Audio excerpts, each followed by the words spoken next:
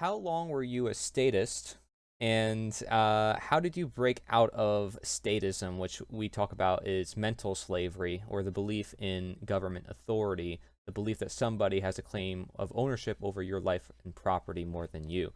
How long were you, and how did you break out of that? Definitely the majority of my life, I was a statist. Um, Probably so. I was in eighth grade when 9/11 happened, and my friend's dad was the pilot of the second plane. And she was like one of my classmates, like that I hung out with regularly at the time. And like that was probably the beginning. Again, I was really young, but like by '06 or so, it had been. I obviously I mean, we don't. People don't remember. Like Google wasn't a thing till '04. YouTube wasn't a thing till '06. They had Google Video and stuff like back then. And back in the day, you could look up crazy stuff, and the front page had all sorts of crazy conspiracy type stuff. And I had seen enough things, probably by 2010, whatever, around Paul Revolution comes 2012, to be like, well, adults, like, why is nobody asking any of these questions? What's going on here? And so that was probably like the the crack in the like getting the foot in the door.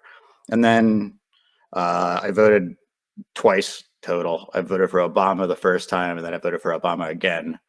And I was the second time, I was like, well, you can't get like elected again, so like you might as well, I don't know, like legalize pot, like do literally anything.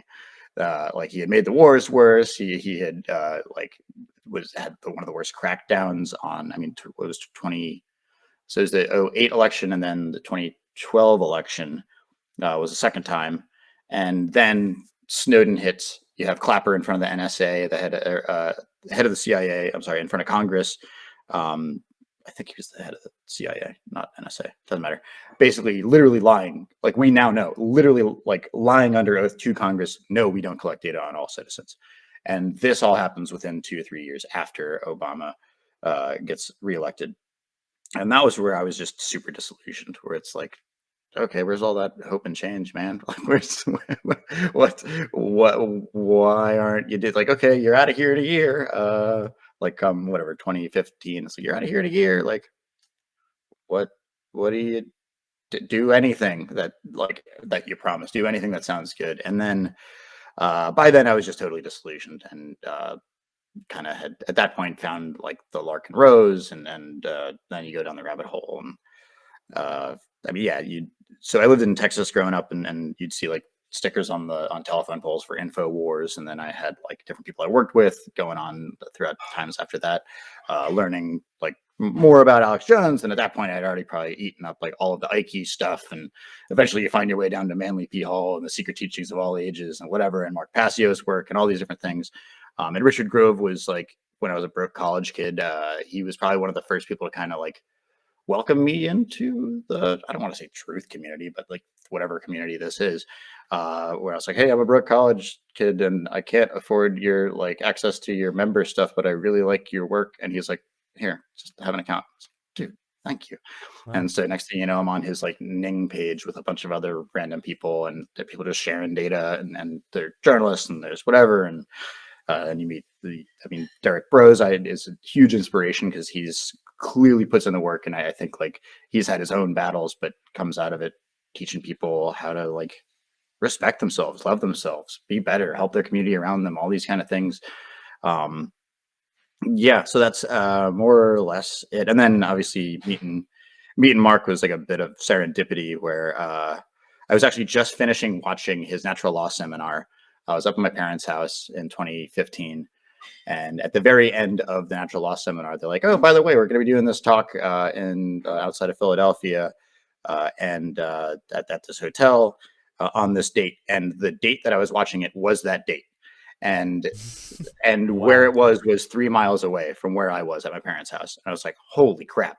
I was like, "Whatever." I didn't. It was actually the last day of the conference. I just showed up. We gave a $20 donation. Like bought like a poster and like left and just like met like Freeman on the wall and a couple other random people like just in the merch area and then split. But it was a weird kind of serendipity thing. Didn't really think about much of it Wow. until a couple years later. I was like, yeah, what's Mark Passio up to? Whatever, just internet searching. And he had done an episode, like a podcast episode with somebody else. And at the end of it, he's like, I need technical help in Philadelphia. I don't have tech people to help me out with the stuff that I'm working on. I'm gonna have to end the podcast. I was like, well, I don't want him to end it. And this was already like a month later. So I was like, hey, send him an email. Hope it's not too late. But I'm in Philly and I know some tech stuff. Let me know if you want to help out. Wow. And he's like, oh, The meet me here. backbone, man. And, no, and so I sent it to him, and it says send this email, and he's like, oh yeah, come meet up. We'll see how, I don't know. It's not really an interview, but that's kind of how I thought about it. It's like, oh, let's see how this works. And he sends me, he's like, oh, meet me here.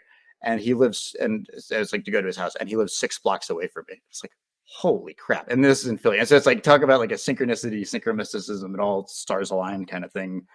Not just watching the videos at the conference, but also then asking if you need, like, if I can help, and then coming to meet him. And then got obviously much, I don't want to say like deeper into it, but had access to be able to ask all sorts of questions and meet different people. And that's, I mean, it's a wrap after that. I met you a couple of years later, I guess. And so now we're talking. So it all lines up if you just keep doing stuff sometimes. That's beautiful, man.